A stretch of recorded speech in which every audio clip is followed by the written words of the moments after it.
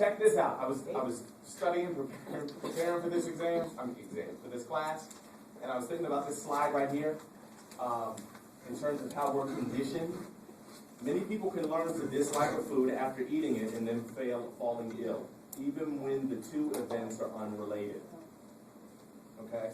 Let's say you had steamed mussels. Anybody here like shellfish? Anybody here like shellfish? Okay. And we're transitioning out of summer, and into fall, and now everybody's getting the flu shot and common cold and allergies and what have you. The shellfish maybe had nothing to do with Greg getting sick.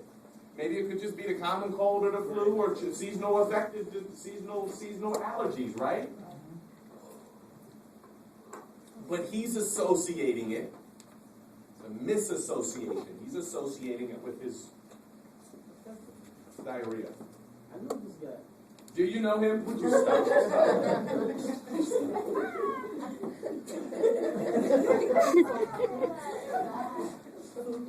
Many people can learn to dislike a food after eating it and then falling out.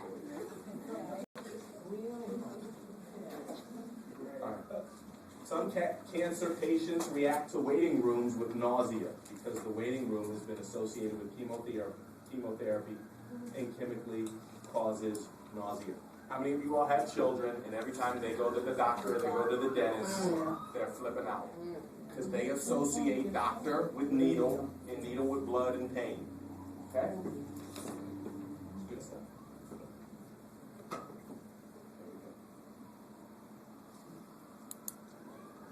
Biology and classical conditioning. Work on classical conditioning now integrates findings on motivation, learning, and biology. And they're able to do this by measuring brain activity and brain waves. Sorry.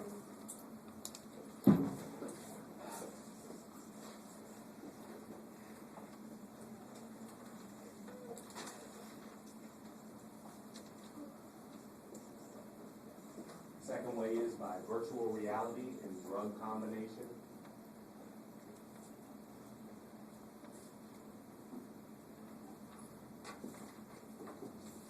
Drugs and reality, virtual reality, you can be classically conditioned. And last but not least, the DNA analysis.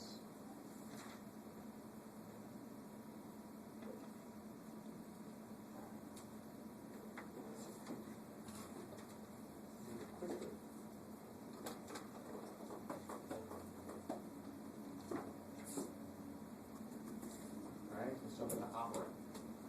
Anybody know what operant conditioning is? Operant? What's that?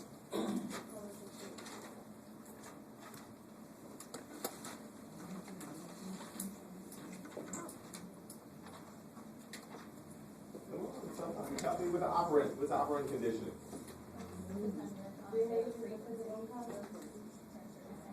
Yes. Say it a little bit louder so Daphne can hear. It's depending on the frequency of circumstances. Yes.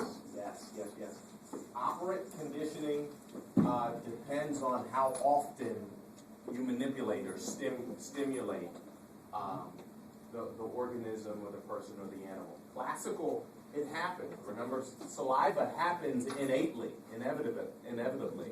All right. Operant conditioning is the behavior becomes more likely or less likely depending on its consequences. The principle is at the heart of operant conditioning. In classical conditioning, it does not matter whether an animal's or a person's behavior has consequences. But in operant conditioning, the organism's response operates, that's where we get that word from, or produces effects on the environment. These effects, in turn, influence whether or not the response will occur again. So, operant conditioning is conditioned through consequences and punishment. You guys get that? Lauren's looking at me like I'm crazy. You get it? Okay. Does that make sense?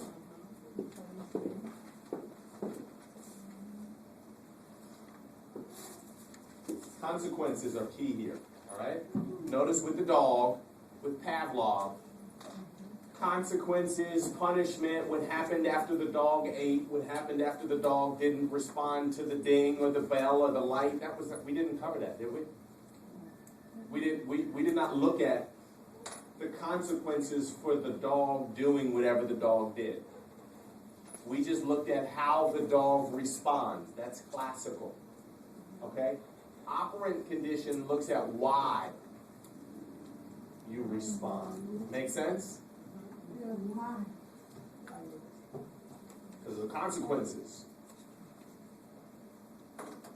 Your son didn't do something because last time he did it, he got spanked.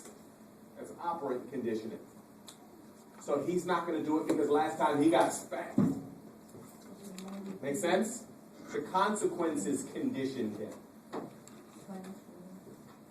B.F. Skinner is regarded as the forefather or the progenitor of operant conditioning. Just write B.F. Skinner down, operant conditioning. Don't worry about 1904 and just B.F. Skinner, operant conditioning. Okay? And then go study on your own.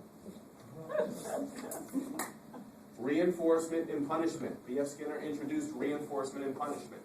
He introduced the concepts of reinforcement and punishment. All right? We want Fido to sit up. When Fido does what we want him to do, we reward Fido. And the response becomes more likely because Fido was rewarded. Make sense? Yes.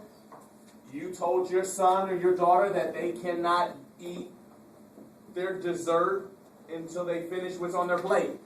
Right? So we're hoping that the more they eat their fruits and vegetables and the main course, they'll understand they'll get their dessert. So watch this. They don't necessarily like the vegetables, they just want the cupcakes. But they've learned based on the consequences.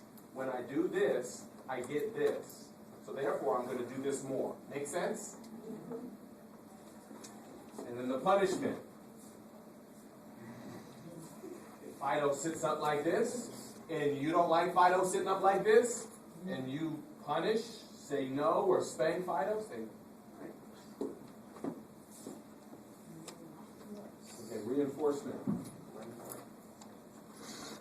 A couple more minutes. The process by which a stimulus or event strengthens or increases the probability of the response that it follows.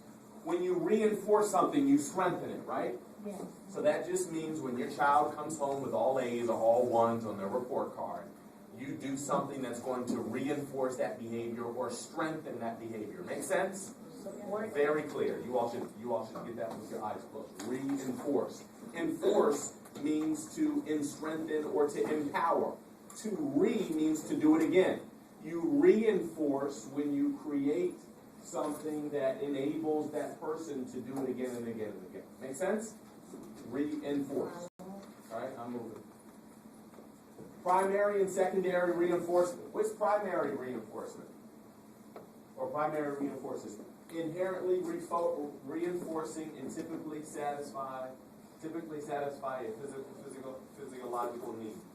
A primary reinforcer is inherent and it's physiological. It's on the inside. Watch. It's a reinforcer.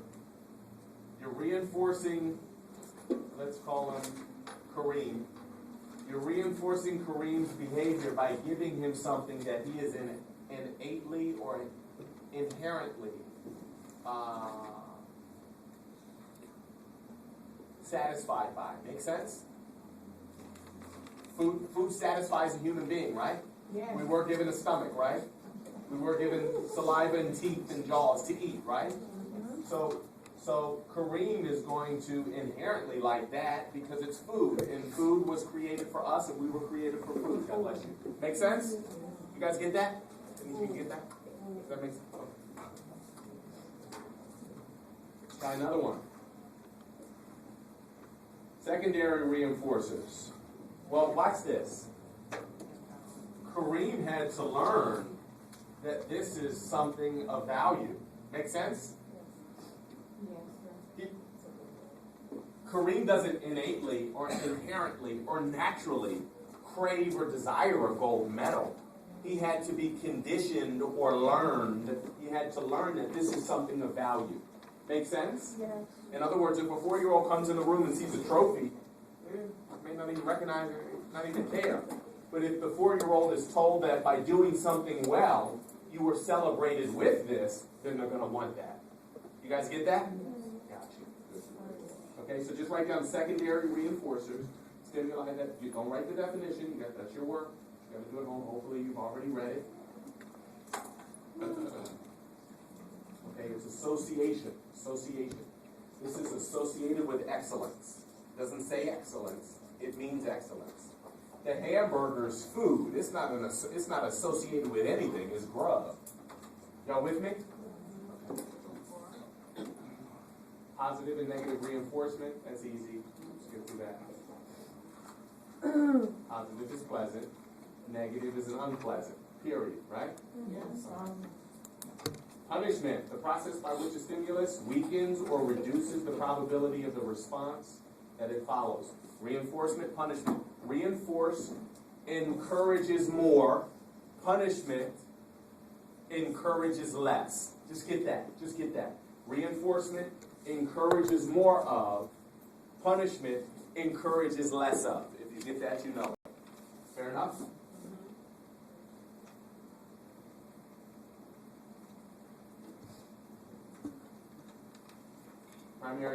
Primary punishers, stimuli that are inherently punishing. Time out.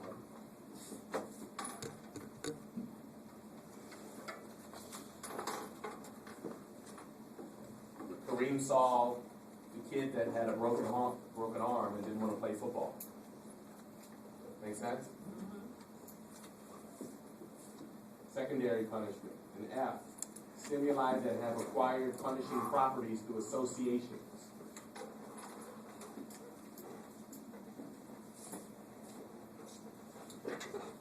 Secondary punishers. He's associating F. It's not good. Make sense?